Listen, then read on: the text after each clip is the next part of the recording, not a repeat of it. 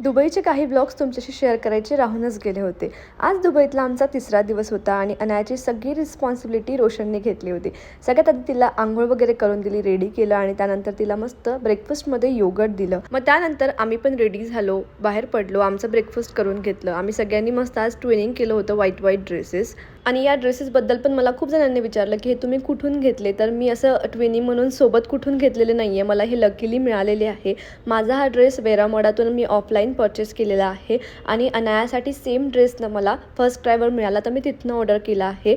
तर अनायाच्या ड्रेसची लिंक मी तुम्हाला देऊ शकते, तुम्हाला लिंक हवी असेल तर मला कमेंटमध्ये लिंक म्हणून टाईप करा प्लीज। आणि आज आमचं ठरलं होतं याचवर जायचं, तर तिथे गेलो आणि याचे कंप्लीट डिटेल्सनं मी तुम्हाला यूट्यूबच्या ब्लॉगमध्ये सांगितलेले आहे।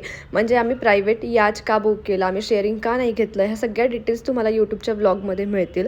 मग इकडे पण आम्ही खूप मज्जा केली, अनायाने पण खूप मज्जा केली। तिकडे तिचं जेवण बिवण सगळं आम्ही घेतलं आणि मग यानंतर आमचं बीचवर जायचं ठरलं होतं, कारण इथनं आम्ही लवकर फ्री झालो होतो लंचच्या वेळीच। मग पहिले लंच करून घेतलं, तेही आम्ही JBR बीचवर गेलो होतो तिथेच केलं आणि त्यानंतर मग बीचवर गेलो। या दोघींनी इतकी धमाल केली की आज दिवसभर अनाया झोपली नव्हती, कारण तिला असं वाटत होतं बापरे आज हे सगळं माझ्यासाठी आहे। बाकी 2 दिवस तिच्यासाठी थोडेसे हेक्टिक होते, पण आज तिने खूप एन्जॉय केलं। अनायाने बीचवर खूप मस्ती केली, आम्ही सुद्धा तिच्यासोबत खूप एन्जॉय केलं। अनायाचा हा फर्स्ट बीच एक्सपिरियन्स होता। मग इथनं खेळून झाल्यावर 6 वाजता वगैरे आम्ही इथनं पण निघालेलो होतो। अनायाला छान क्लीन करून दिलं, तिला फ्रेश करून तिचे कपडे वगैरे चेंज करून दिले आणि ती त्यानंतर जे झोपी गेली, तर ती डायरेक्ट रात्री जेवणासाठी पण उठायला रेडी नव्हती, कसं तरी तिला उठून खाऊ घातलं आणि मग दिवसाचा शेवट झाला। भेटूया पुढच्या व्हिडिओमध्ये, तोपर्यंत बाय बाय।